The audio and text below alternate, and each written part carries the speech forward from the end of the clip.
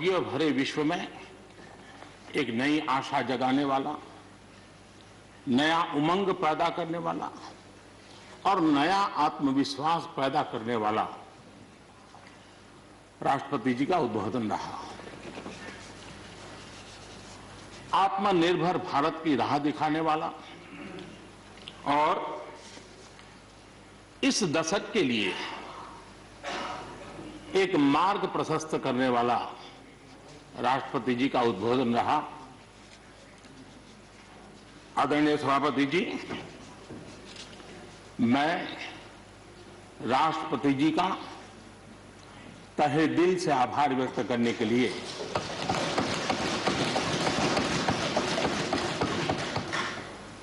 आज आप सबके बीच खड़ा हूं।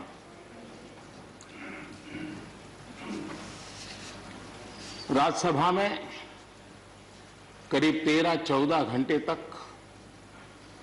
50 से अधिक मान्य सदस्यों ने अपने विचार रखे, बहुमूल्य विचार रखे, अनेक पहलुओं पर विचार रखे और इसलिए मैं सभी आदरणीय सदस्यों का हृदयपूर्वक आभार भी व्यक्त करता हूं इस चर्चा को समृद्ध बनाने के लिए।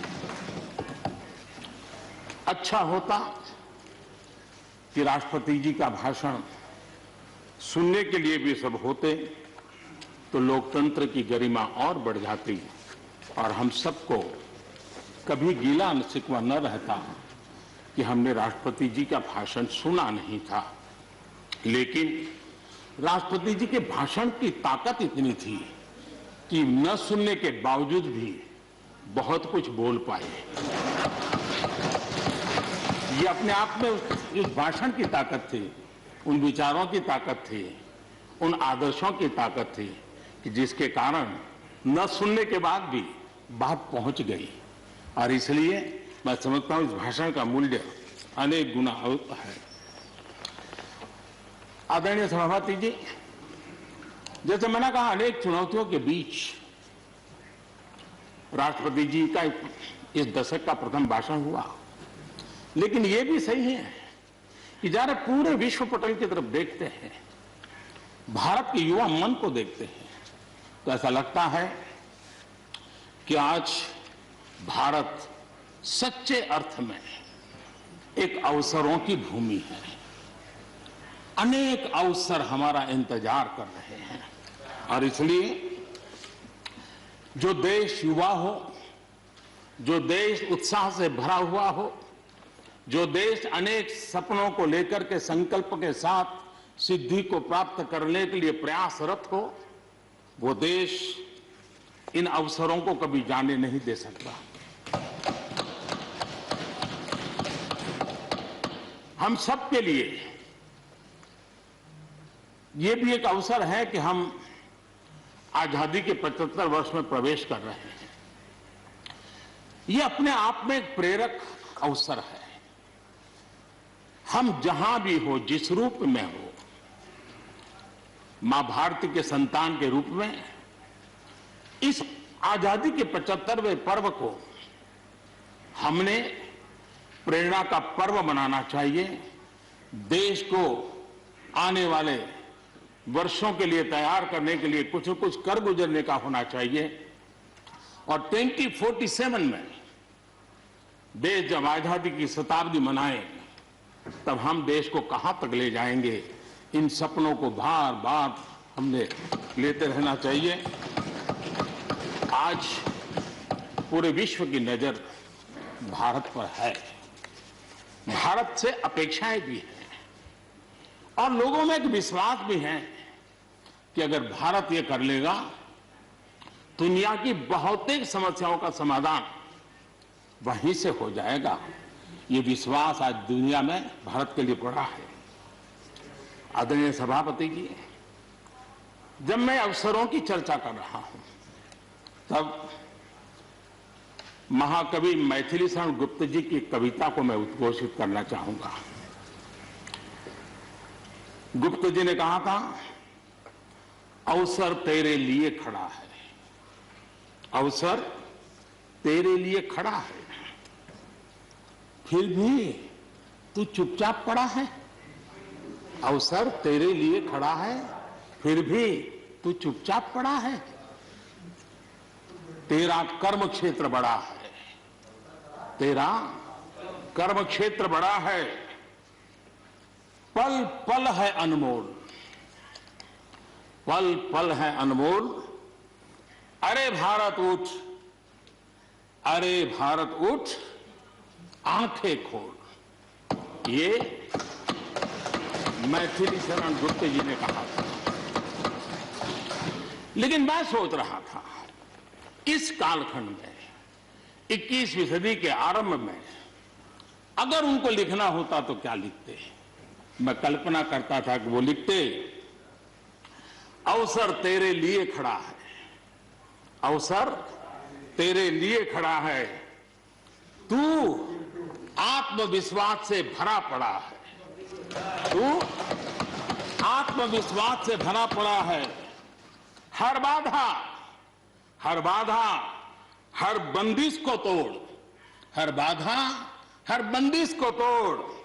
अरे भारत, अरे भारत, आत्मनिर्भरता के पथ पर दौड़, आत्मनिर्भरता के पथ पर दौड़।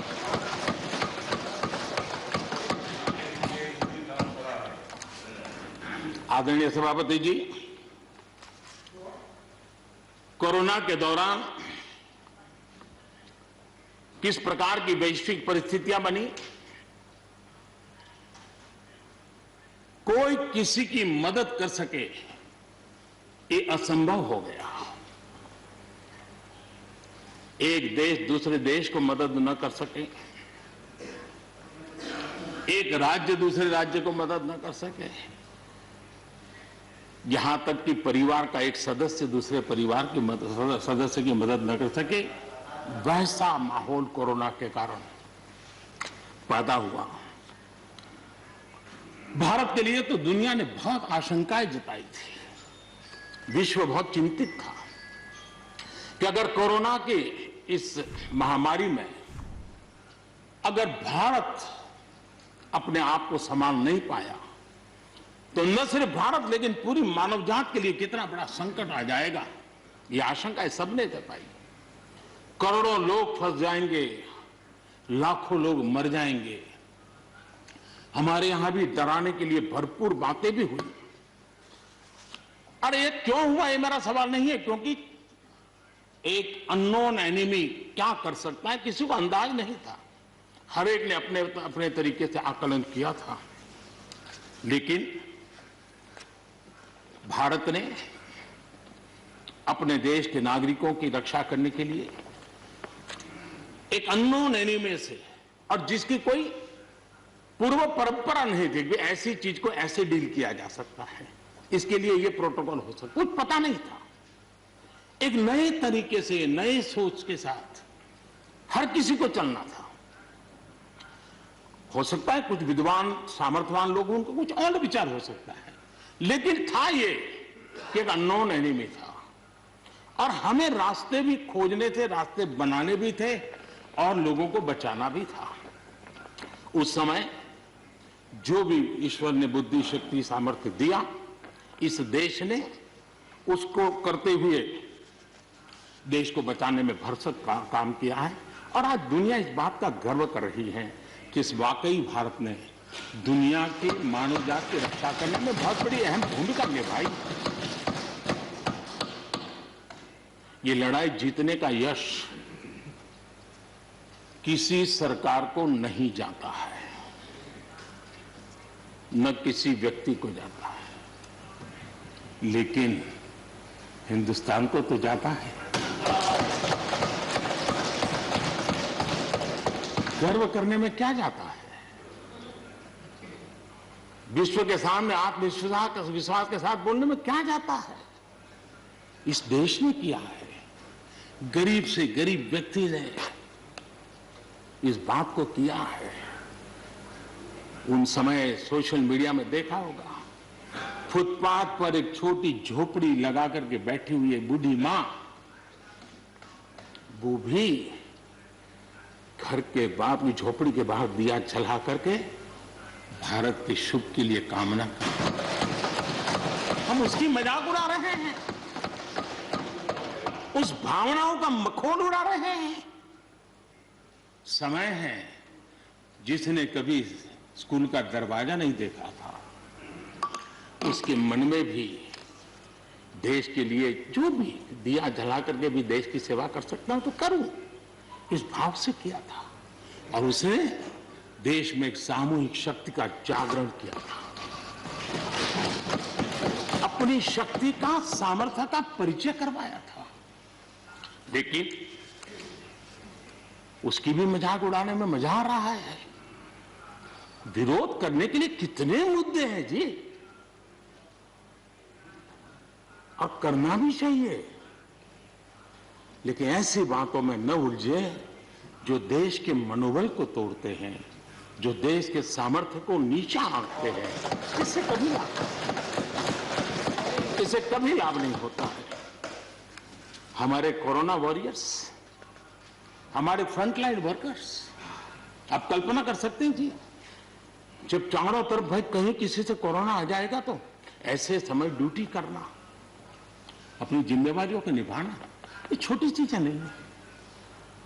इसका गर्व करना चाहिए, उनका आदर करना चाहिए। और इन सब के प्रयासों का परिणाम है कि देश ने आज ये करके दिखाया। हम जरा भूतकाल की तरफ देखें, ये आलोचना के लिए नहीं है, उन स्थितियों को हमने जिया है। कभी चेचक की बात होती थी, कितना भय फैल जाता था, पोलियो कितना डरावना लगता था, उसकी वैक्सीन पाने के लिए क्या क्या मेहनत करनी पड़ती थी, कितनी तकलीफें उठानी पड़ती थी। मिलेगा, कब मिलेगा, कितना मिलेगा, कैसे मिलेगा, कैसे लगाएंगे, एक दिन हमने बिताए हैं। ऐसी स्थिति में उन दिनों को अगर याद करें तो पता चलेगा कि आज जिनको थर्ड वर्ल्ड कंट्रीज में गिना जाता है, वो देश मानव जात के कल्याण के लिए वैक्सीन लेकर के आ जाए। इतने कम समय में मिशन मोड में हमारे वैज्ञानिक भी जुटे रहे। ये मानव जात के इतिहास में भारत के योगदान एक गौरवपूर्ण गाथा है। इसका हम गौरव करें और उसी में से एक नए आत्मविश्वास की प्रेरणा भी जगती है। हमने उस नए आत्मविश्वास की प्रेरणा को जगाने के ऐसे प्रयासों को आज देश गर्व कर सकता है कि दुनिया का सबसे बड़ा टीकाकरण अभियान इसी मेरे देश में चल रहा है। विश्व में तेज गति से टीकाकरण आज कहीं हो रहा है तो इसी हम सब की मां भारती के गोद में हो रहा है। और भारत का ये सामर्थ्य कहां नहीं पहुंचा है। आज कोरोना ने भारत को दुनिया के साथ रिश्तों में एक नई ताकत दी है। जब शुरुआत में कौन सी दवाई काम करेगी, वैक्सीन नहीं थी, तो सारा विश्व का ध्यान भारत की दवाइयों पर गया। विश्व में फार्मेसी के हब के रूप में भारत उभर करके आया। 150 देशों में दवाई पहुंचाने का काम उस संकट काल में भी इस देश ने किया है। मानव जात की रक्षा के लिए हम पीछे नहीं। इतना ही नहीं, इन समय वैक्सीन के संबंध में भी विश्व बड़े गर्व के साथ कहता है कि हमारे पास भारत की वैक्सीन आ गई है, हमारे पास भारत की वैक्सीन आ गई है। हम सबको मालूम है कि दुनिया के बड़े बड़े अस्पताल में भी बड़े बड़े लोग भी जब ऑपरेशन कराने जाते हैं, कोई बड़े मेजर ऑपरेशन के लिए, और ऑपरेशन थिएटर में जाने के बाद प्रक्रिया शुरू होने के पहले उसकी आंखें ढूंढती हैं कि कोई हिंदुस्तानी डॉक्टर है कि नहीं है।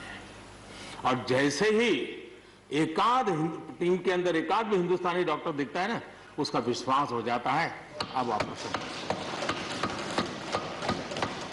ये देश ने कमाया है, इसका हमें गर्व होना चाहिए। और इसलिए इसी गर्व को लेकर के हम आगे बढ़ रहे हैं। इस कोरोना में जैसे वैश्विक संबंधों में भारत ने अपनी एक विशिष्ट पहचान बनाई है, अपना स्थान बनाया है, वैसे ही भारत ने हमारे फेडरल स्ट्रक्चर को इस कोरोना के कालखंड में हमारी अंतर्भूत ताकत क्या है, संकट के समय हम कैसे मिलकर के काम कर सकते हैं, एक ही दिशा में सब शक्तियां लगा करके हम कैसे प्रयास कर सकते हैं, ये केंद्र और राज्य ने मिलकर के करके दिखाया है। मैं राज्यों को भी, क्योंकि इस सदन में राज्यों की अपनी फ्लेवर होती है और इसलिए इस सदन में तो मैं विशेष रूप से राज्यों का भी अभिनंदन करता हूं और कोऑपरेटिव फेडरलिज्म को ताकत देने का काम, इस कोरोना के संकट को अवसर में पलटने का काम हमारे सभी ने किया है, इसलिए सब कोई अभिनंदन के अधिकारी है। यहां पर लोकतंत्र को लेकर के काफी उपदेश दिए गए, बहुत कुछ कहा गया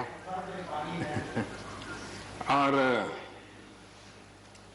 लेकिन मैं नहीं मानता हूं कि जो बातें बताई गई हैं देश का कोई भी नागरिक इस पर भरोसा करेगा। भारत का लोकतंत्र ऐसा नहीं है कि जिसकी खाल हम इस प्रकार से उधेड़ सकते हैं, ऐसी गलती हम न करें। और मैं श्रीमान डेरेक जी की बात सुन रहा था, बढ़िया बढ़िया शब्दों का प्रयोग हो रहा था, फ्रीडम ऑफ स्पीच,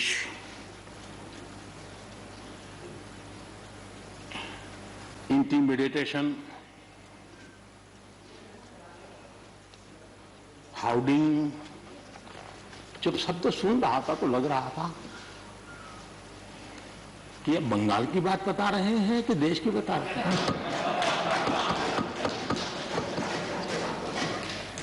स्वाभाविक है, 24 घंटे वही देखते हैं, वही सुनते हैं, तो वही बात शायद गलती से यहां बता दी होगी। कांग्रेस के हमारे बाजवा साहब भी काफी अच्छा बता रहे थे इस बार, और इतना लंबा खींच करके बता रहे थे तो मुझे लग रहा था बस आप थोड़ी देर में ये इमरजेंसी तक पहुंच जाएंगे। मुझे लग रहा था थोड़ी देर में एक कदम बार बाकी है, वो 84 तक पहुंच जाएंगे, लेकिन वो वहां नहीं गए। खैर, कांग्रेस देश को बहुत निराश करती है, आपने भी निराश कर दिया।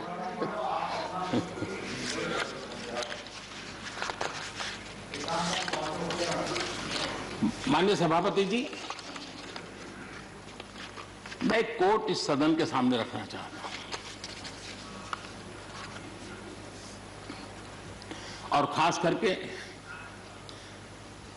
लोकतंत्र पर जो लोग शक उठाते हैं, भारत की मूलभूत शक्ति पर जो शक उठाते हैं, उनको तो मैं विशेष आग्रह से कहूंगा कि इसको समझने का प्रयास करें।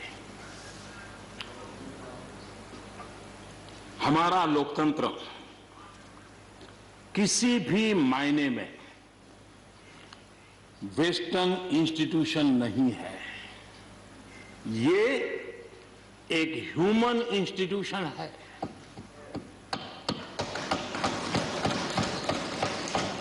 भारत का इतिहास लोकतांत्रिक संस्थानों के उदाहरणों से भरा पड़ा है।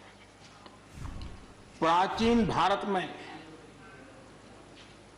81 गणतंत्रों का वर्णन हमें मिलता है। आज देशवासियों को भारत के राष्ट्रवाद पर चौतरफा हो रहे हमले से आगाह करना जरूरी है। भारत का राष्ट्रवाद ना तो संकीर्ण है, न स्वार्थी है और ना ही आक्रामक है। ये सत्यम शिवम सुंदरम के मूल्यों से प्रेरित है। अनकोट। आदरणीय सभापति जी, ये कोटेशन आजाद हिंद फौज की प्रथम सरकार के प्रथम प्रधानमंत्री नेताजी सुभाष चंद्र बोस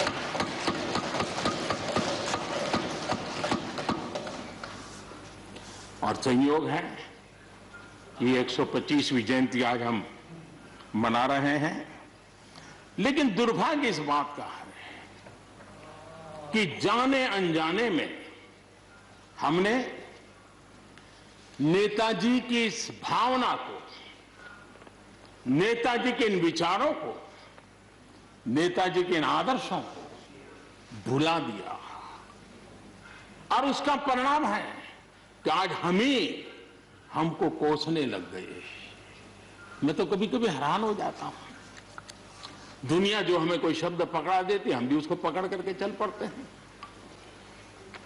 दुनिया की सबसे बड़ी डेमोक्रेसी, दुनिया की सबसे बड़ी डेमोक्रेसी, दुनिया की सबसे बड़ी डेमोक्रेसी सुनते हैं, हमको भी अच्छा लगता है। हाँ यार, भारत विश्व की सबसे बड़ा लोकतंत्र।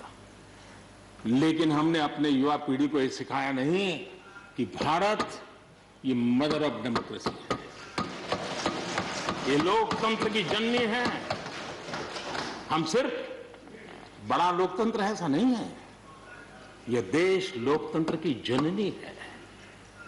ये बात हमें हमारी आने वाली पीढ़ियों को सिखानी होगी और हमें गर्व से इस बात को बोलना होगा, क्योंकि हमारे पूर्वजों ने विरासत हमें दी है। भारत की शासन व्यवस्था डेमोक्रेटिक है। सिर्फ इसी वजह से हम लोकतांत्रिक देश नहीं है। भारत की संस्कृति, भारत के संस्कार, भारत की परंपरा, भारत का मन लोकतांत्रिक है और इसलिए हमारी व्यवस्था लोकतांत्रिक है। ये है इसलिए ये है ऐसा नहीं है, मूलतः हम लोकतांत्रिक हैं इसलिए ये है। और ये कसौटी भी हो चुकी है देश की। आपातकाल के उन दिनों को याद कीजिए, न्यायपालिका का हाल क्या था, मीडिया का क्या हाल था, शासन का क्या हाल था। सब कुछ जेल खाने में परिवर्तित हो चुका था। लेकिन इस देश के संस्कार, इस देश का जनमन जो लोकतंत्र के रंगों से रंगा हुआ था, उसको कोई हिला नहीं पाया था। मौका मिलते ही उसने लोकतंत्र को प्रस्तावित कर दिया। ये लोगों की ताकत, ये हमारे संस्कारों की ताकत है, ये लोकतांत्रिक मूल्यों की ताकत है। मुद्दा ये नहीं है कौन सरकार नहीं, मैं उसकी चर्चा नहीं कर रहा हूं और न ही मैं ऐसी चीजों में अपना समय लगाने के लिए यहां आप लोगों ने मुझे बिठाया है। हमें लोकतांत्रिक मूल्यों की रक्षा करते हुए आगे बढ़ना है। आत्मनिर्भर भारत के संबंध में भी चर्चा हुई। मैं हमारे साथी धर्मेंद्र प्रधान जी के बहुत ही अभ्यासपूर्ण और आत्मनिर्भर भारत की हमारी दिशा क्या है उसका विख्यात विस्तृत उन्होंने बयान किया है। लेकिन एक बात सही है कि आर्थिक क्षेत्र में भी आज भारत की जो एक पहुंच बन रही है, कोरोना काल में दुनिया के लोग निवेश के लिए तरस रहे हैं, सारी बातें बाहर आ रही हैं। लेकिन भारत है जहां रिकॉर्ड निवेश हो रहा है।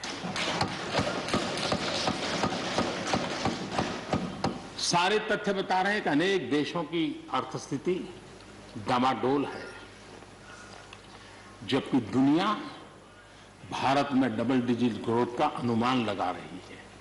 एक तरफ निराशा का माहौल है तो हिंदुस्तान में एक आशा की किरण नजर आ रही है। ये दुनिया की तरफ से आवाज उठ रही है। आज भारत का विदेशी मुद्रा भंडार रिकॉर्ड स्तर पर है। आज भारत में अन्न उत्पादन रिकॉर्ड स्तर पर है। भारत आज दुनिया में दूसरा बड़ा देश है जहां पर इंटरनेट यूजर है। भारत में आज हर महीने 4 लाख करोड़ रुपए का लेन देन डिजिटली हो रहा है, यूपीआई के माध्यम से हो रहा है, यूपीआई के माध्यम से। याद कीजिए, यहां के इसी सदन के भाषण में सुन रहा था 2 साल 3 साल पहले। लोगों के पास मोबाइल कहां है, टिकना कहां है, लोग डिजिटल कैसे करेंगे। ये देश की ताकत देखिए। हर हर महीने 4 लाख करोड़ रुपए भारत मोबाइल फोन के निर्माता के रूप में दुनिया का दूसरा सबसे बड़ा देश बना है। भारत में रिकॉर्ड संख्या में स्टार्टअप्स, यूनिकॉर्न्स और जिसका विश्व में जय जयकार होने लगा है, इसी धरती पे हमारी युवा पीढ़ी कर रही है। रिन्यूएबल एनर्जी के क्षेत्र में विश्व के पहले 5 देशों में हमने अपनी जगह बना ली है और आने वाले दिनों में हम ऊपर ही चढ़ते जाने वाले हैं। जल हो, थल हो, नभ हो, अंतरिक्ष हो, भारत हर क्षेत्र में अपनी रक्षा के लिए अपने सामर्थ्य के साथ खड़ा है। सर्जिकल स्ट्राइक हो या एयर स्ट्राइक, भारत की कैपेबिलिटी को दुनिया ने देखा है। आदरणीय सभापति जी, 2014 में जब पहली बार मैं इस सदन में आया था, इस परिसर में आया था और मुझे नेता के रूप में जब चुना गया था, तो मेरे पहले भाषण में मैंने कहा था कि मेरी सरकार गरीबों को समर्पित है। मैं आज दोबारा आने के बाद भी यही बात को दोहरा रहा हूं और हम न हमारी डायरेक्शन बदली है, न हमने डाइल्यूट किया है, न डाइवर्ट किया है। उसी मिजाज के साथ हम काम कर रहे हैं, क्योंकि इस देश में आगे बढ़ने के लिए हमें गरीबी से मुक्त होना ही होगा। हमें प्रयासों को जोड़ते ही जाना होगा। पहले के प्रयास हुए होंगे तो उसमें और जोड़ना ही पड़ेगा। हम रुक नहीं सकते, जितना कर लिया बहुत है, नहीं रुक सकते, हमें और करना ही होगा। आज मुझे खुशी है कि जो मूलभूत आवश्यकता है ईज ऑफ लिविंग के लिए, और जिसमें से आत्मविश्वास पैदा होता है, और एक बार गरीब के मन में आत्मविश्वास भर गया, गरीब खुद गरीबी को चुनौती देने की ताकत के साथ खड़ा हो जाएगा। गरीब किसी का मदद के मोहताज नहीं रहेगा। तो मेरा अनुभव है और इसलिए मैं कहता हूं, मुझे खुशी है 10 करोड़ से ज्यादा शौचालय बने, 41 करोड़ से ज्यादा लोगों के बैंक खाते खुले, 2 करोड़ से अधिक गरीबों के घर बने, 8 करोड़ से अधिक मुफ्त गैस के कनेक्शन दिए गए, 5 लाख रुपए तक मुफ्त इलाज गरीब की जिंदगी में एक बहुत बड़ी ताकत बनकर के ऐसी अनेक योजनाएं जो गरीबों के जीवन में बदलाव ला रही हैं, नया विश्वास पैदा कर रही हैं। आदरणीय सभापति जी, चुनौतियां हैं। अगर चुनौतियां न होती, ऐसा कहीं कुछ नजर नहीं आएगा। दुनिया का समृद्ध में समृद्ध देश, उसको भी चुनौतियां होती है। उसकी चुनौतियां अलग प्रकार की होगी, हमारी चुनौतियां अलग प्रकार की है। लेकिन तय हमें यह करना है कि हम समस्या का हिस्सा बनना चाहते हैं कि हम समाधान का हिस्सा बनना चाहते हैं। बस ये पतली सी रेखा है। अगर हम समस्या का हिस्सा बने तो राजनीति तो चल जाएगी, लेकिन अगर हम समाधान का माध्यम बनते हैं तो राष्ट्रनीति को 4 चांद लग जाते हैं। इसलिए हमारा दायित्व है, हमें वर्तमान पीढ़ी के लिए भी सोचना है, हमें भावी पीढ़ी के लिए भी सोचना है। समस्या है, लेकिन मुझे विश्वास है हम साथ मिलकर काम करेंगे, आत्मविश्वास से काम करेंगे तो हम स्थितियों को भी बदलेंगे और हम इच्छित परिणाम भी प्राप्त कर सकेंगे। ये मेरा पक्का विश्वास है। आदरणीय सभापति जी, सदन में किसान आंदोलन की भरपूर चर्चा हुई है। ज्यादा से ज्यादा समय जो बातें बताई गई वो आंदोलन के संबंध में बताई गई। किस बात को लेकर के आंदोलन है उस पर सब मौन रहे। आंदोलन कैसा है, आंदोलन के साथ क्या हो रहा है, ये सारी बातें बहुत बताई गई, उसका भी महत्व है। लेकिन जो मूलभूत बात है अच्छा होता कि उसकी विस्तार से चर्चा होती। वैसे हमारे माननीय कृषि मंत्री जी ने बहुत ही अच्छे ढंग से कुछ सवाल भी पूछे हैं। उन सवालों के जवाब तो नहीं मिलेंगे, मुझे खात्री है, लेकिन उन्होंने बहुत ही अच्छे ढंग से इस विषय की इस सदन में चर्चा की है। मैं आदरणीय देवेगौड़ा जी का बहुत आभारी हूं कि उन्होंने इस पूरी चर्चा को एक गांधीर्य दिया और उन्होंने सरकार के जो अच्छे प्रयास है उसकी सराहना भी की, क्योंकि वो किसानों के लिए समर्पित रहे हैं जीवन भर, और उन्होंने इस सरकार के प्रयासों की सराहना भी की और उन्होंने अच्छे सुझाव भी दिए। मैं आदरणीय देवेगौड़ा जी का हृदय से आभार व्यक्त करता हूं। आदरणीय सभापति जी, खेती की मूलभूत समस्या क्या है, उसकी जड़ें कहां है, मैं आज पूर्व प्रधानमंत्री चौधरी चरण सिंह जी ने जो विस्तार से वो बताया था उसी का जिक्र करना चाहता हूं। बहुत लोग हैं जो चौधरी साहब की विरासत संभालने का गर्व करते हैं, वो जरूर इस बात को समझने का शायद प्रयास करेंगे। वो अक्सर 1970-71 जो एग्रीकल्चर सेंसस हुआ था उसका जिक्र उनकी भाषण में हमेशा आता था और उल्लेख करते थे। चौधरी चरण सिंह जी ने क्या कहा था, उनका कोट है, किसानों का सेंसस लिया गया तो 33% किसान ऐसे हैं जिनके पास जमीन 2 बीघे से कम है, 2 बीघे नहीं है, 2 बीघे तक है, 2 बीघे से कम। 18% जो किसान कहलाते हैं उनके पास 2 बीघे से 4 बीघे जमीन है, यानी आधा हेक्टर से 1 हेक्टर, ये 51% किसान है। ये चाहे कितनी मेहनत करे अपनी छोटी सी जमीन पर इनकी गुजर ईमानदारी से उसमें हो नहीं सकती। ये चौधरी चरण सिंह जी का कोट है। छोटे किसानों की दयनीय स्थिति चौधरी चरण सिंह जी के लिए बहुत ही हमेशा पीड़ा देती थी, वह हमेशा उसकी चिंता करते थे। अब हम आगे देखें, ऐसे किसान जिनके पास 1 हेक्टर से भी कम जमीन होती है, 1971 में वे 51% थे, आज 68% हो चुके हैं। यानी देश में ऐसे किसानों की संख्या बढ़ रही है जिनके पास बहुत थोड़ी सी जमीन है। आज लघु और सीमांत किसानों की मिलाएं तो 86% ज्यादा किसान के पास 2 हेक्टर से भी कम जमीन है, और ऐसे किसानों की संख्या 12 करोड़ है। क्या इन 12 करोड़ किसानों के प्रति हमारी कोई जिम्मेवारी नहीं है? क्या देश की कोई जिम्मेवारी नहीं है?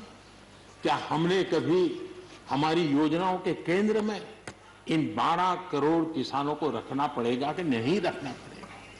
ये सवाल का जवाब चौधरी चरण सिंह जी हमारे लिए छोड़ करके गए हैं। हमें जवाब को ढूंढना होगा।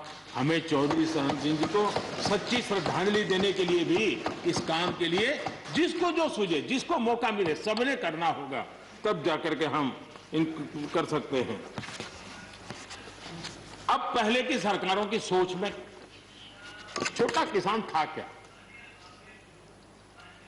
अगर एक बार हम थोड़ा सोचेंगे तो ध्यान आएगा। मैं आलोचना के लिए नहीं कह रहा हूं, लेकिन हमने सचमुच में हम सब ने सोचने की आवश्यकता है।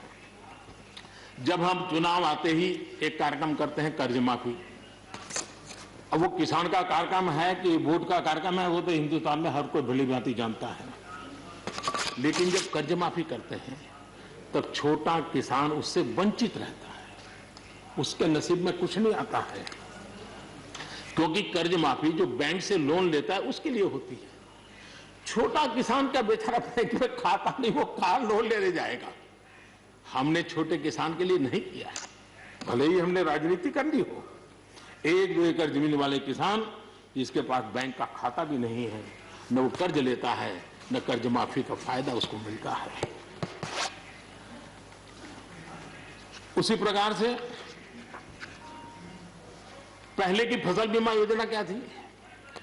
एक प्रकार से वो बीमा जो बैंक गारंटी के रूप में काम करता था, और वो भी छोटे किसान के लिए तो नसीब ही नहीं होता था। वो भी उन्हीं किसानों के लिए होता था जो बैंक से लोन लेता था और उसका इंश्योरेंस होता था, तो बैंक वालों को भी एक विश्वास हो जाता था, चल जाता था। आज 2 हेक्टेयर से कम कितने किसान हो गए जो बैंक से लोन? सिंचाई की सुविधा भी छोटे किसान के नसीब नहीं हुई। बड़े किसान तो बड़ा बड़ा पंप लगा देते थे, ट्यूबवेल कर देते थे, बिजली भी ले लेते थे और बिजली भी मुफ्त मिल जाती थी, उनका काम चल जाता था। छोटे किसान के लिए तो सिंचाई के भी लिए दिक्कत थी, वो तो कभी ट्यूबवेल लगा ही नहीं सकता था, कभी कभी तो उसको बड़े किसान से पानी खरीदना पड़ता था और जो दाम मांगे वो दाम देना पड़ता था। यूरिया, बड़े किसान को यूरिया प्राप्त करने का कोई प्रॉब्लम नहीं था, छोटा किसान को रात रात लाइन में खड़े रहना पड़ता था, उस पर डंडे चलते थे और कभी कभी तो बेचारा यूरिया के बिना घर वापस लौट जाता था। ये हम छोटे किसानों के हाल जानते हैं। 2014 के बाद हमने कुछ परिवर्तन किए। हमने फसल बीमा योजना का दायरा बढ़ा दिया ताकि किसान, छोटा किसान भी उसका फायदा ले सके, और बहुत मामूली रकम से ये काम शुरू किया। और पिछले 4-5 साल में फसल बीमा योजना के तहत 90,000 करोड़ रुपए, छोटी रकम नहीं है, 90,000 करोड़ रुपए उसके क्लेम किसानों को मिले। कर्ज माफी से भी आंकड़ा बड़ा हो जाता है।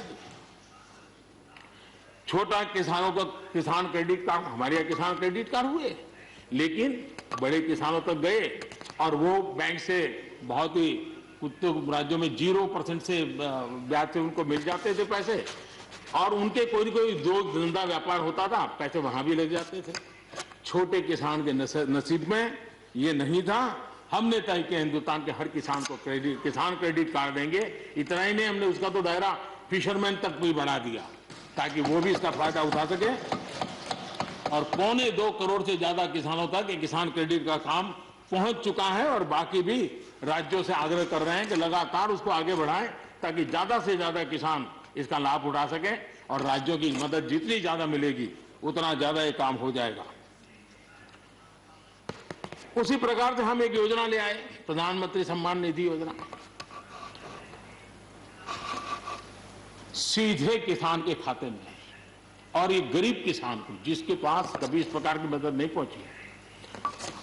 10 करोड़ ऐसे परिवार हैं जिनको इसका लाभ मिल गया। और अगर बंगाल में राजनीति आड़े न आती तो बंगाल के किसान भी अगर जुड़ गए होते तो ये आंकड़ा उससे भी ज्यादा होता, और अब तक 1,15,000 करोड़ रुपया इन किसानों के खाते में गया। ये गरीब छोटे किसान, उनके पास गया है। हमारी सब योजनाओं के केंद्र बिंदु में सॉइल हेल्थ कार्ड, हमने 100% सॉइल हेल्थ कार्ड की बात कही ताकि हमारे छोटे किसान को भी उसकी जमीन कैसी है, कौन सी उपज के लिए योग्य होगा, हमने 100% सॉइल हेल्थ कार्ड के लिए काम किया। उसी प्रकार से हमने यूरिया का निमकोटी 100% किया। 100% के पीछे इरादा हमारा यही था कि गरीब से गरीब किसान तक भी यूरिया पहुंचने में रुकावट ना हो, यूरिया डाइवर्ट होता है बंद हो, और उसमें हम सफल भी हुए। छोटे और सीमांत किसानों के लिए हमने पहली बार पेंशन की सुविधा की योजना लेकर के आए, और मैं देख रहा हूं कि धीरे धीरे हमारे छोटे किसान भी आ रहे हैं। उसी प्रकार से प्रधानमंत्री ग्राम सड़क योजना, प्रधानमंत्री ग्राम सड़क योजना ये सिर्फ एक रोड नहीं है, ये किसानों की गांव की जिंदगी को बदलने का एक बहुत बड़े यश रेखा होती है, और इसलिए हमने उस पर भी बल दिया। पहली बार हमने किसान रेल की कल्पना की। छोटा किसान का माल बिकता नहीं था, आज किसान रेल के कारण गांव का किसान रेलवे के माध्यम से मुंबई के बाजार तक अपना माल बेचने लगा, फल सब्जी बेचने लगा है, उसका लाभ ले रहा है, छोटे किसान को फायदा हो रहा है। किसान उड़ान, किसान उड़ान के द्वारा हवाई जहाज थे, अब जैसे हमारे नॉर्थ ईस्ट इतनी बढ़िया बढ़िया चीजें, लेकिन ट्रांसपोर्टेशन सिस्टम के अभाव में वहां का किसान हमारा बेनिफिट नहीं ले पाता था। आज उसको किसान उड़ान योजना का लाभ मिल रहा है। छोटे किसानों की परेशानियों से हर कोई परिचित है। समय समय पर उनके सशक्तिकरण की मांग भी उठी है। हमारे आदरणीय शरद पवार जी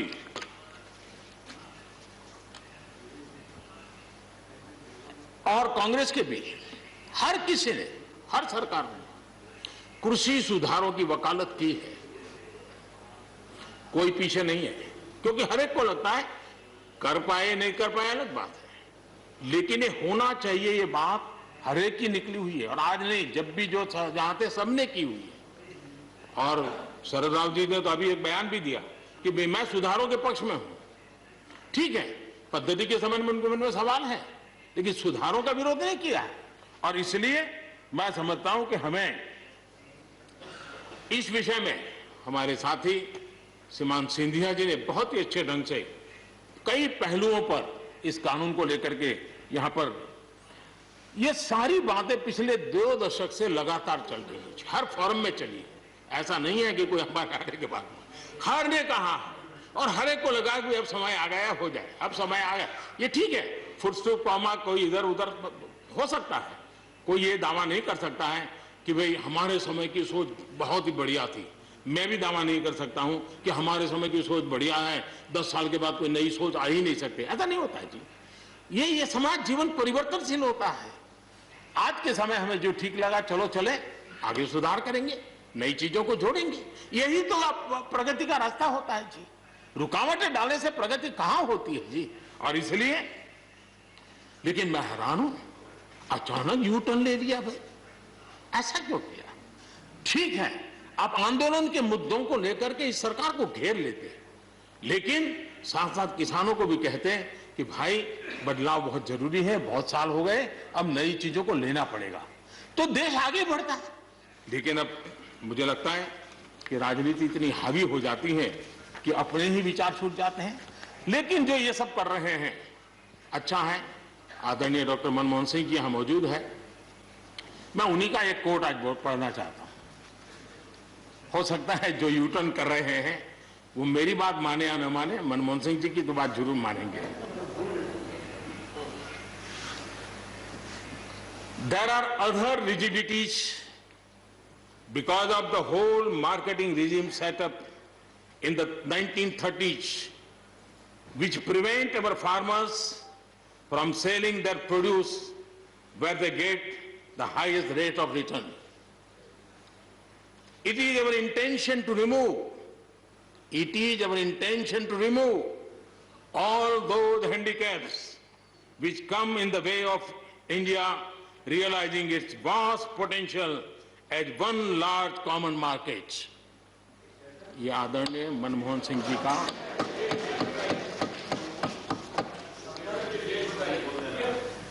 आदरणीय मनमोहन सिंह जी ने किसान को उपज बेचने की आजादी दिलाने, भारत को एक कृषि बाजार दिलाने के संबंध में अपना इरादा व्यक्त किया था और वो काम हम कर रहे हैं। और मुझे आप लोगों को गर्व होना चाहिए कि देखिए मनमोहन सिंह जी ने कहा था वो मोदी को करना पड़ रहा है, गर्व कीजिए।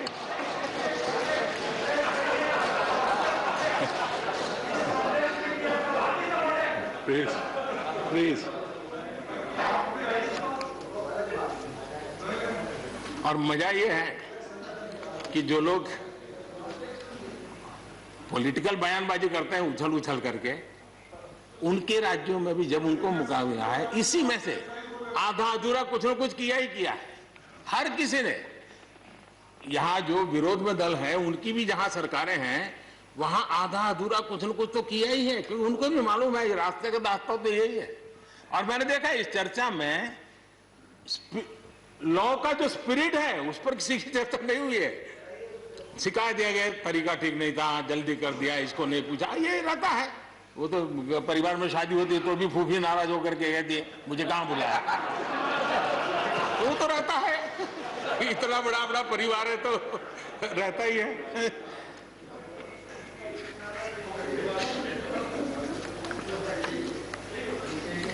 हम कुछ और बातों की ओर भी ध्यान दें। अब देखिए, दूध उत्पादन किसी बंधनों में बंधा हुआ नहीं है, न पशुपालक बंधनों में बंधा हुआ है, न दूध बंधनों में बंधा हुआ। लेकिन मजा देखिए, दूध के क्षेत्र में या तो प्राइवेट या कोऑपरेटिव, दोनों ने एक ऐसी बड़ी मजबूत चेन बनाई है, दोनों मिलकर के इस काम को कर रहे हैं और एक बेहतरीन सप्लाई चेन हमारे देश में बनी है। इसको हमने जो अच्छा है उसको, और ये मेरे काल में नहीं बना है, आप भी इसका गर्व कर सकते हैं, मेरे काल से पहले बना हुआ है, हमें गर्व करना चाहिए।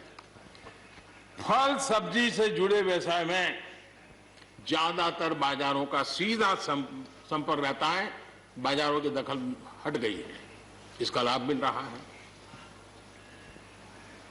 क्या डेयरी वाले, फल सब्जी खरीदने वाले उद्यमी, पशुपालकों की किसान, क्या जमीन पर कब्जा हो जाता है उनका? पशुपालन पर, पशु पे कब्जा हो जाता है? नहीं होता, दूध बिकता है, पशु नहीं बिकता है जी। हमारे देश में डेयरी उद्योग का योगदान कृषि अर्थव्यवस्था के कुल मूल्य में 28% से भी ज्यादा है। यानी इतना बड़ा हम एग्रीकल्चर की चर्चाएं करते हैं, इस पहलू को हम भूल जाते हैं। 28% कंट्रीब्यूशन है और करीब करीब 8 लाख करोड़ रुपयों का कारोबार है। जितने रुपए का दूध होता है उसका मूल्य अनाज और दाल दोनों मिला ले तो उससे ज्यादा है। हम कभी इस तरफ देखते ही नहीं है। पशुपालकों को पूरी आजादी, अनाज और दाल पैदा करने वाले छोटे और सीमांत किसानों को जैसे पशुपालक को आजादी मिली है, इनको आजादी क्यों नहीं मिलनी चाहिए? और इन सवालों के जवाब हम ढूंढेंगे तो हम सही रास्ते पर चलेंगे। आदरणीय सभापति जी, ये बात सही है, जैसा हम लोगों की स्वभाव रहा है, घर में भी थोड़ा सा भी परिवर्तन करना हो तो घर में भी एक तनाव शुरू है। चेहरे यहां क्यों रखी, टेबल यहां क्यों रखा, घर में भी होता है।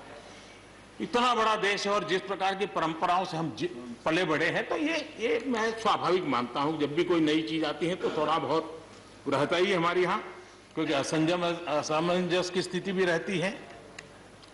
लेकिन जरा वो दिन याद कीजिए जब हरित क्रांति की बातें होती थी। हरित क्रांति के समय जो कृषि सुधार हुए, तब भी जो आशंकाएं हुई, जो आंदोलन हुए, ये वेल डॉक्यूमेंटेड है और ये देखने जैसा है। कृषि सुधार के लिए सख्त फैसले लेने के उस दौर में शास्त्री जी का हाल यह था कि अपने साथियों में से कोई कृषि मंत्री बनने को तैयार नहीं होता था, क्योंकि लगता था कि ऐसा है हाथ जल जाएंगे और किसान नाराज हो जाएंगे तो मेरी तो राजनीति समाप्त हो जाएगी। ये शास्त्री जी के समय की घटनाएं हैं। और अंत में शास्त्री जी को सी सुब्रमण्यम जी को कृषि मंत्री बनाना पड़ा था और उन्होंने रिफॉर्म्स की बातें की। योजना आयोग ने भी उसका विरोध किया था। मजा देखिए, योजना आयोग ने भी विरोध किया था। वित्त मंत्रालय सहित पूरी कैबिनेट के अंदर भी विरोध का स्वर उठा था। लेकिन देश की भलाई के लिए शास्त्री जी आगे बढ़े और लेफ्ट पार्टी जो आज भाषा बोलते हैं ना, वही उस समय बोलते थे। वो यही कहते हैं, अमेरिका के इशारे पर शास्त्री जी ये कर रहे हैं, अमेरिका के इशारे पर कांग्रेस ये कर रही है। सारा चीज जितना आज मेरे खाते में जमा है ना, वो पहले आपके यहां बैंक में अकाउंट में था। सब कुछ अमेरिका के एजेंट कह दिया जाता था हमारे नेता, कांग्रेस के नेताओं को। ये सब कुछ लेफ्ट वाले जो आज भाषा बोलते हैं, वो उस समय भी उन्होंने यही भाषा बोली थी। कृषि सुधारों को छोटे किसानों को बर्बाद करने वाला बताया गया था। देश भर में हजारों प्रदर्शन आयोजित हुए थे, बड़ा मूवमेंट चला था। इसी माहौल में भी लाल बहादुर शास्त्री जी और उसके बाद की सरकार जो करती रही, उसी का परिणाम है कि जो हम कभी PL 480 मंगवा करके खाते थे, आज देश अपने किसान ने अपनी मिट्टी से पैदा की चीजें को खाता है।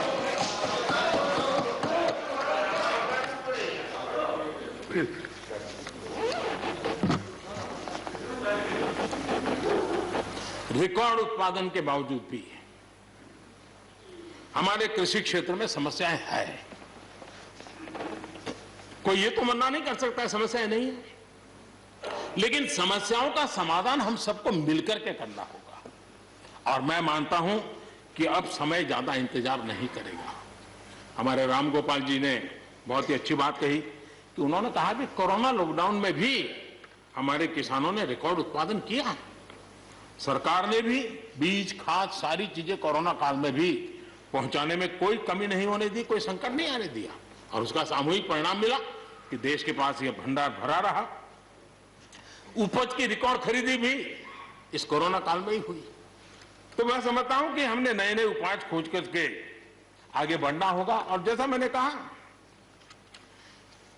कोई भी हम कई कानून है, हर कानून में 2 साल 5 साल के बाद, कभी 2 महीने 2-3 महीने के बाद सुधार करते ही करते हैं। हम कोई स्टैटिक अवस्था में जीने वाले लोग थोड़े हैं जी। जब अच्छे सुझाव आते हैं तो अच्छे सुधार भी आते हैं, और सरकार भी अच्छे सुझावों को, और सिर्फ हमारी नहीं, हर सरकार ने अच्छे सुझावों को स्वीकार किया। यही तो लोकतंत्र की परंपरा है।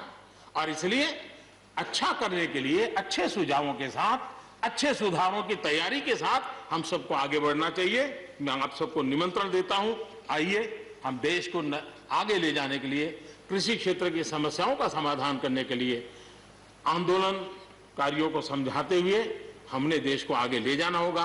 हो सकता है कि शायद आज नहीं तो कल जो भी यहां होगा, किसी न किसी को यह काम करना ही पड़ेगा। आज मैंने किया है, गालियां मेरे खाते में जाने दो, लेकिन इस अच्छा करने में आप जुड़ जाओ। बुरा हो मेरे खाते में, अच्छा हो आपके खाते में, आओ मिलकर के चले।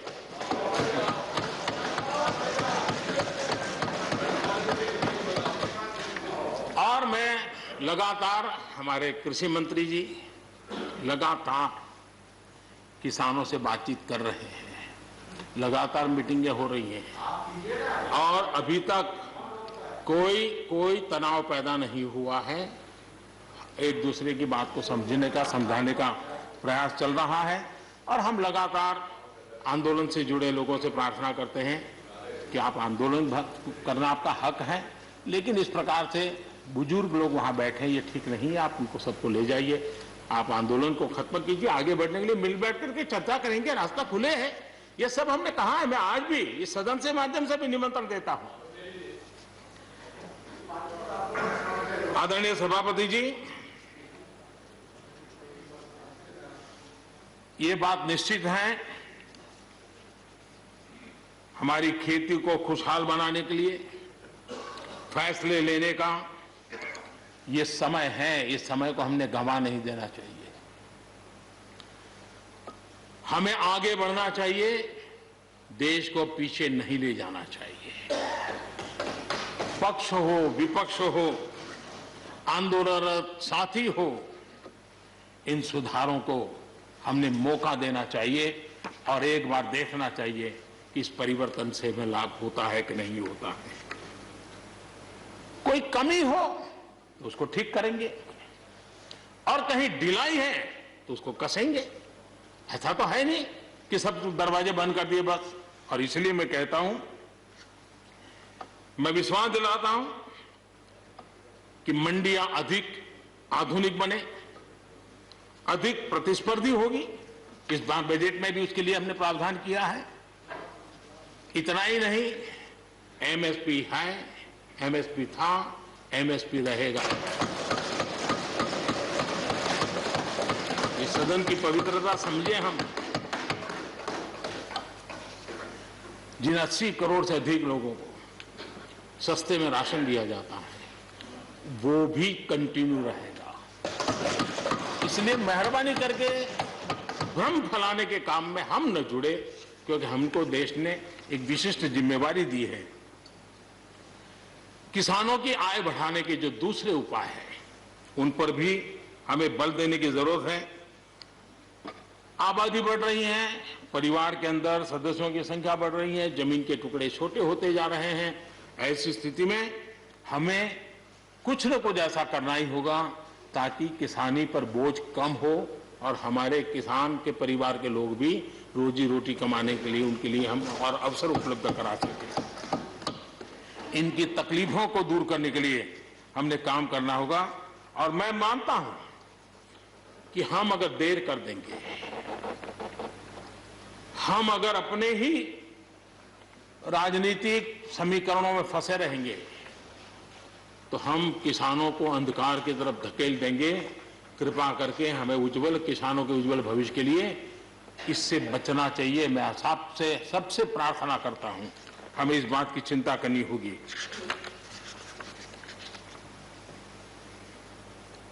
आदरणीय सभापति जी, डेयरी और पशुपालन हमारे कृषि क्षेत्र के साथ बढ़ावा देने की जरूरत है ताकि हमारा किसान पगभर हो। उसी प्रकार इसी काम के लिए हमने फूट एंड माउथ डिसीज के लिए एक बहुत बड़ा अभियान चलाया है ताकि वो किसान को या पशुपालक जो बाय एंड लार्ज किसानी से जुड़ा हुआ रहता है उसको भी लाभ होगा। हमने फिशरीज को भी एक अलग बल दिया, अलग मिनिस्ट्री बनाई और 20,000 करोड़ रुपए मत्स्य संपदा योजना के लिए लगाया है ताकि ये पूरे क्षेत्र को एक नया बल मिले। स्वीट रिवॉल्यूशन, भारत में बहुत संभावनाएं हैं और इसलिए भारत ने किसानों, उसके लिए बहुत जमीन की जरूरत नहीं, अपने ही खेत के कोने में वो कर दें तो भी साल में 40,000, 50,000, लाख रुपया, 2 लाख रुपया कमा लेगा वो। और इसलिए हम स्वीट रिवॉल्यूशन, शहद के लिए, हनी के लिए, उसी प्रकार से बी वैक्स, दुनिया में बी वैक्स की मांग है, भारत बी वैक्स एक्सपोर्ट कर सकता है। हमने उसके लिए एक माहौल बना और किसान के खेत में ही छोटे किसान होगा तो एक कोने में वो एक नई कमाई कर सकता है। हमने इसको जोड़ना होगा और मधुमक्खी पालन के लिए कोई सैकड़ों एकड़ जमीन की जरूरत नहीं है, वो आराम से अपने यहां कर सकता है। सोलर पंप, सोलर हम कहते हैं अन्नदाता ऊर्जादाता बने, उसके खेत में ही वो अपनी सोलर सिस्टम से ऊर्जा भी पैदा करे, सोलर पंप चलाए, अपनी पानी की आवश्यकता को पूरी करे, उसके खर्च को, बोझ को बंद करे और फसल एक लेता है तो 2 ले, 2 लेता है तो 3 ले। क्रॉप पैटर्न में बदल करना है तो बदल कर सके, उसकी दिशा में हम जा सकते हैं।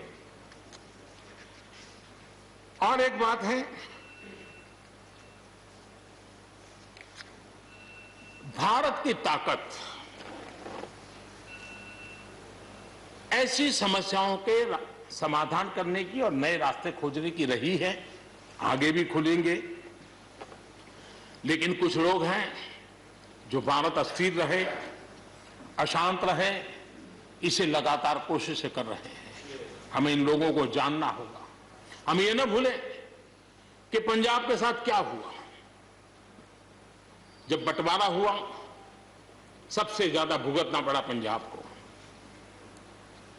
जब 84 के दंगे हुए सबसे ज्यादा आंसू बहे पंजाब के, सबसे ज्यादा दर्दनाक घटनाओं का शिकार होना पड़ा पंजाब को।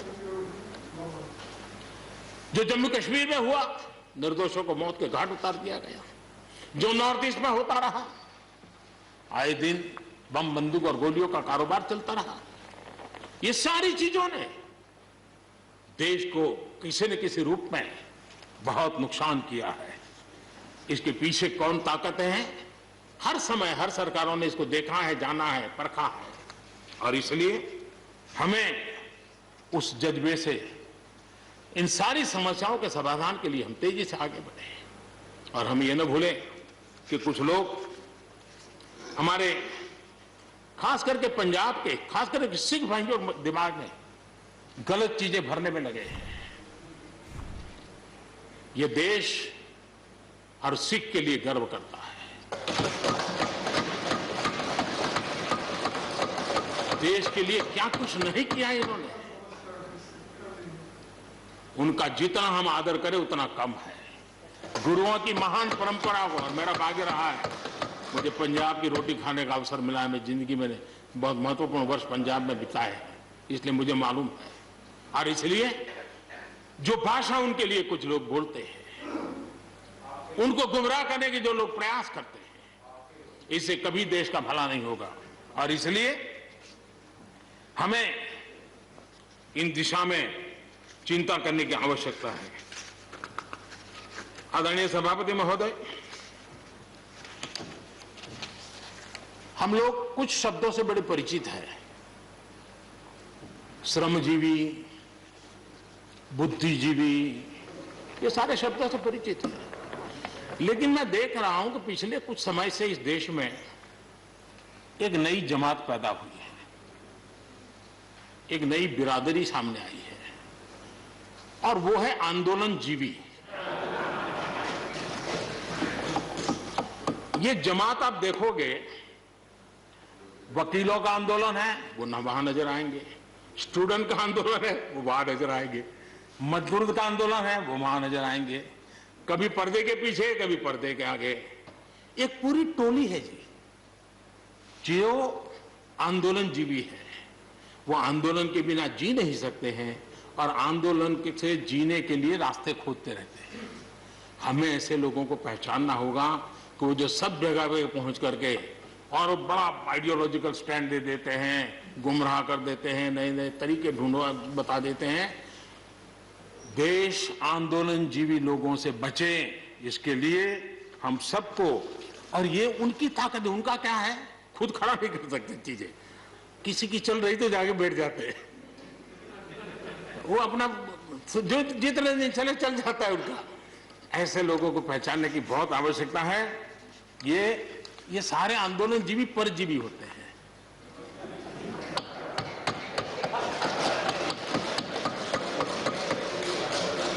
और यहां पर सब लोगों को मेरी बात से आनंद इसलिए होगा कि आप जहां जहां सरकारें चलाते होंगे, आपको भी ऐसे परजीवी आंदोलनजीवियों का अनुभव होता होगा। और इसलिए उसी प्रकार से एक नया मैं चीज देख रहा हूं,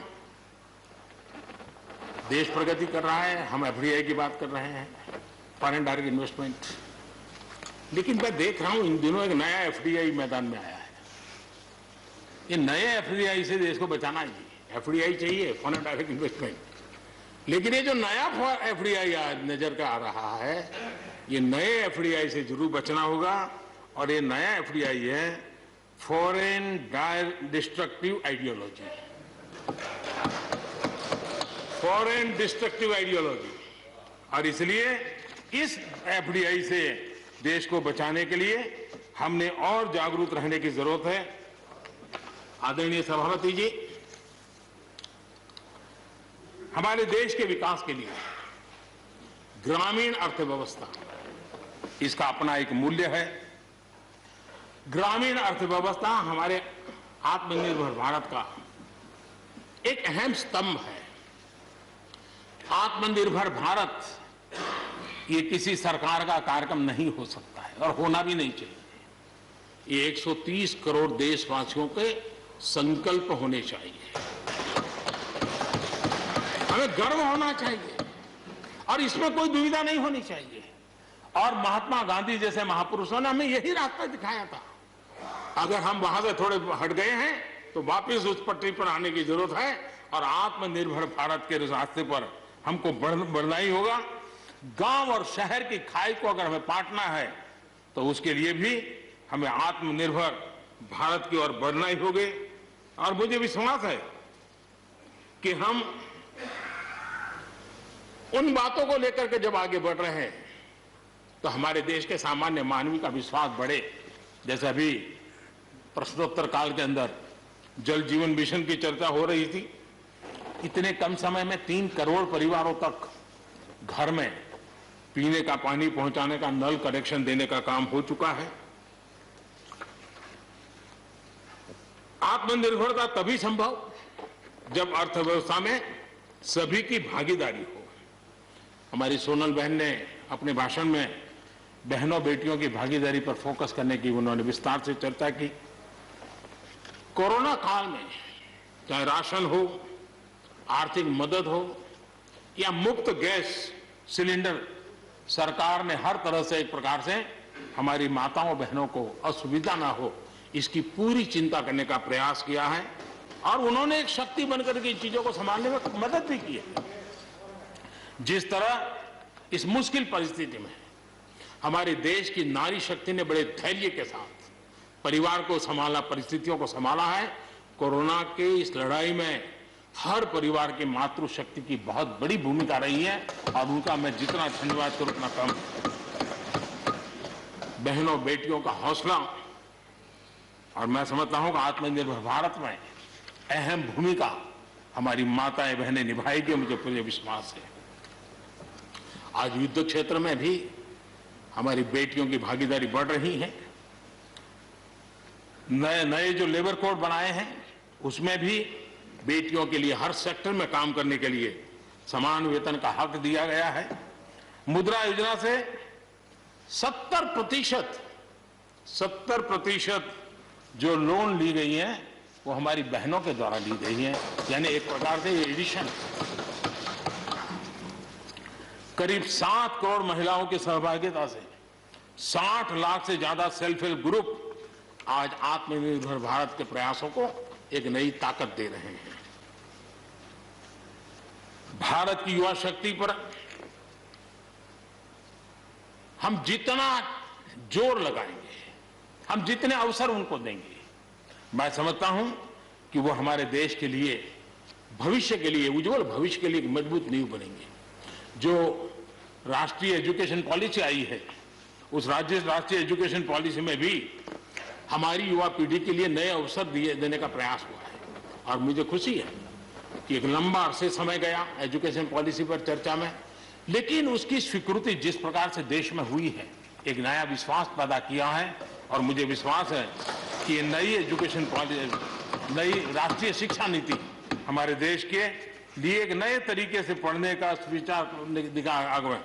हमारा एमएसएमई सेक्टर, रोजगार के सबसे ज्यादा अवसर एमएसएमई सेक्टर को मिल रहे हैं। और जब कोरोना काल में जो स्टिमुलस की बात हुई उसमें भी एमएसएमई पर पूरा ध्यान दिया गया और उसी का परिणाम है कि आर्थिक रिकवरी में आज हमारे एमएसएमई बहुत बड़ी भूमिका निभा रहे हैं और हम इसको आगे बढ़ा रहे हैं।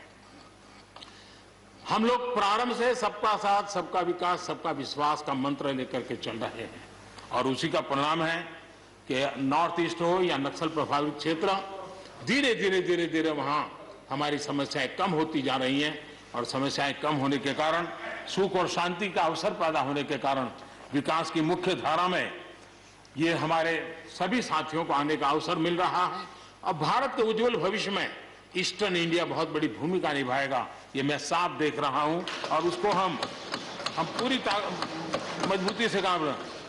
मैं आदरणीय गुलाम नबी जी को सुन रहा था, वैसे भी बड़ी मृदुता, सौम्यता और कभी भी कटु शब्द का उपयोग न करना, ये गुलाम नबी जी की विशेषता रही है। और मैं मानता हूं कि हम सभी जो सांसदगण हैं उन्होंने उनसे ये सीखने जैसी चीज है और इसलिए मैं उनका आदर भी करता हूं।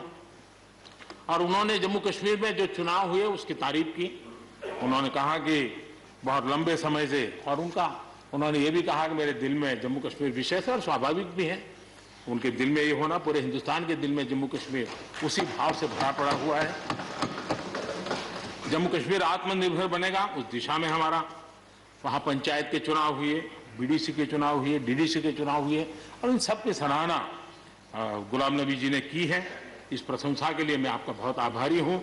लेकिन मुझे डर लगता है, आपने प्रशंसा की,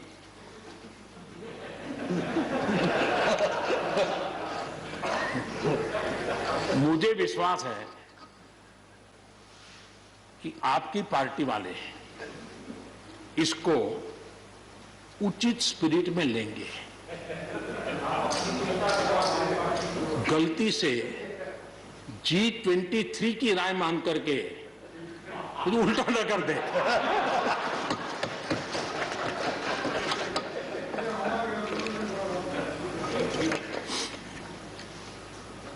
आदरणीय सभापति महोदय, कोरोना के चुनौतीपूर्ण दौर में सीमा पर भी चुनौती देने की कोशिश हुई। हमारे वीर जवानों के हौसले और कुशलता ने सटीक जवाब दिया है। हर हिंदुस्तानी के इस बात पर गर्व होना चाहिए। मुश्किल परिस्थितियों में भी हमारे जवान डट करके खड़े रहे हैं। तमाम साथियों ने भी हमारे जवानों के शौर्य की सराहना की है, मैं उनका आभारी हूं। एलएसी पर जो स्थिति बनी है उस पर भारत का रुख बहुत स्पष्ट है और देश इसको भली भांति देख भी रहा है और गर्व भी कर रहा है। बॉर्डर इंफ्रास्ट्रक्चर और बॉर्डर सिक्योरिटी को लेकर हमारी प्रतिबद्धता में किसी प्रकार की ढील आने का सवाल ही नहीं होता है, गुंजाइश ही नहीं है। और जो लोग हमारा लालन पालन और हमारे विचारों का हमारा उछेर देखते हैं वो कभी इस विषय में हमें सवाल ही नहीं करेंगे। उनको मालूम है हम इसके लिए डटे हुए रहने वाले लोग हैं और इसलिए हम इन विषयों में कहीं पर भी पीछे नहीं है। आदरणीय सभापति जी, इस सदन की उत्तम चर्चा के लिए मैं सबका धन्यवाद करते हुए आखिर में एक मंत्र का उल्लेख करते हुए अपनी वाणी को मैं विराम दूंगा। हमारे यहां वेदों में एक महान विचार प्राप्त होता है और हम सब के लिए 130 करोड़ देशवासियों के लिए ये मंत्र अपने आप में बहुत बड़ी प्रेरणा है। वेदों का ये मंत्र कहता है, अयुतो अहम,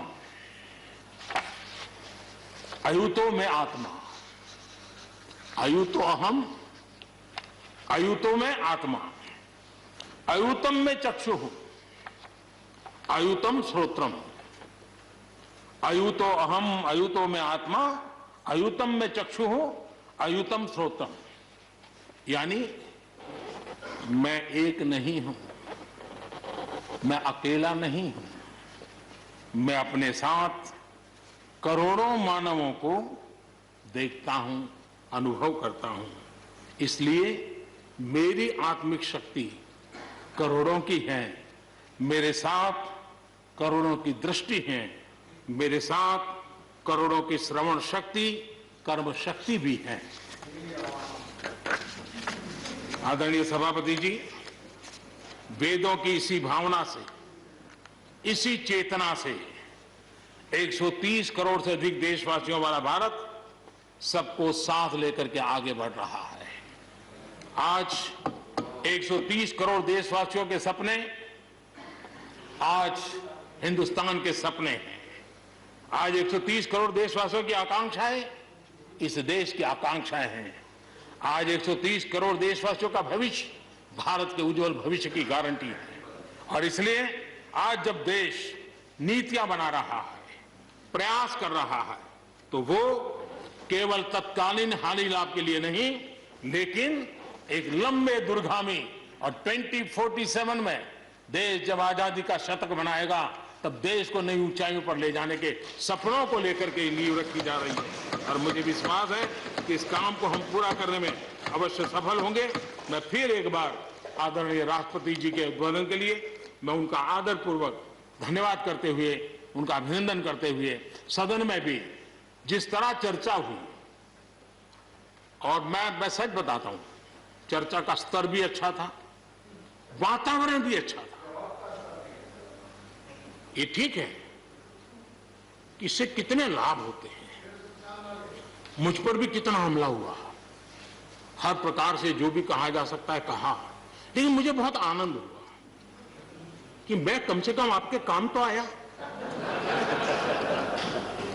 देखिए, आपके मन में एक तो कोरोना के कारण ज्यादा जाना आना होता नहीं होगा, फंसे रहते होंगे और घर में भी खिचड़ी चलती होगी। अब इतना गुस्सा यहां निकाल दिया तो आपका मन कितना हल्का हो गया। आप घर के अंदर कितनी खुशी चैन से समय बिताते होंगे। तो ये आनंद जो आपको मिला है, इसके लिए मैं काम आया, ये भी मैं अपना सौभाग्य मानता हूं। और मैं चाहूंगा ये आनंद लगातार लेते रहिए, चर्चा करते रहिए, लगातार चर्चा करते रहिए, सदन को जीवंत बनाते रखिए।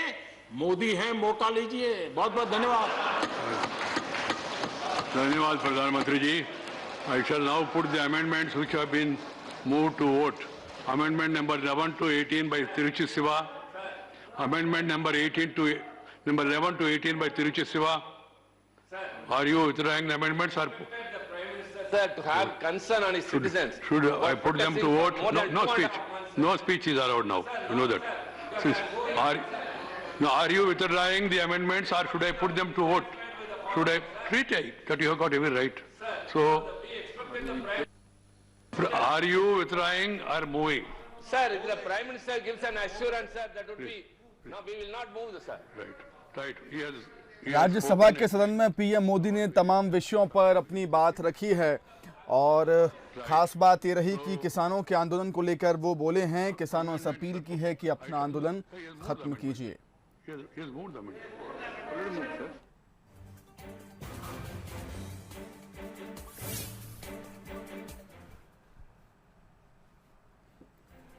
तो पीएम मोदी ने कहा है कि पूरा विश्व चुनौतियों से जूझ रहा है। मानव जाति पर यह संकट का काल है। राष्ट्रपति के अभिभाषण का बहिष्कार सही नहीं है।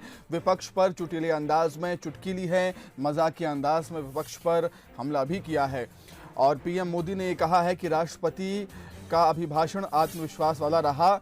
अच्छा होता राष्ट्रपति के अभिभाषण के दौरान सभी सदस्य मौजूद होते सदन में, लेकिन ऐसा नहीं हुआ। भारत अवसरों की भूमि है। दुनिया को भारत से कई अपेक्षाएं हैं।